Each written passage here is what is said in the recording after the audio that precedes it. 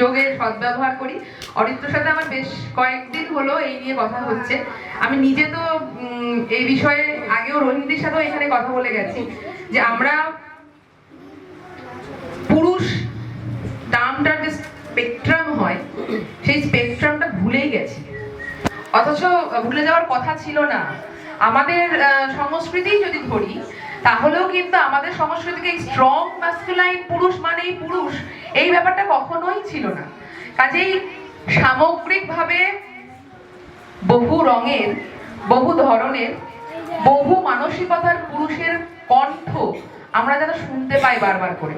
কারণ ওই strong masculine কণ্ঠটি বারবার শুনতে শুনতে শুনতে শুনতে আমাদের মনে হয়েছে ওটি কোথায় পুরুষের কণ্ঠ, কিন্তু ওটি পুরুষের কণ্ঠ নয়।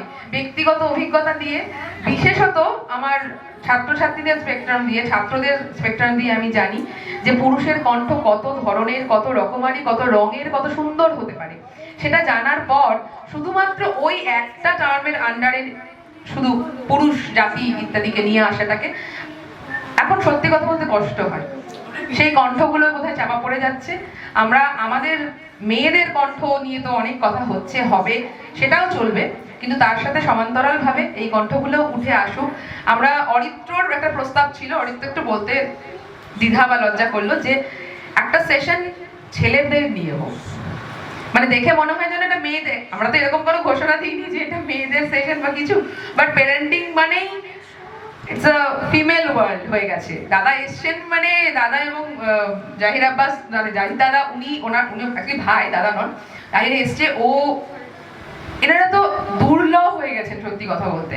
আজকে তবু প্রেজেন্স আছে। আমি বহুবার চেষ্টা করে দেখেছি, কাকে মেসেজ করেছিলাম যে খুব বেশি পক্ষে বলতে হবে যে বাবাদের উপস্থিতি 0%, অনেকটা বাড়িয়ে বললে 0% বলতে হয়।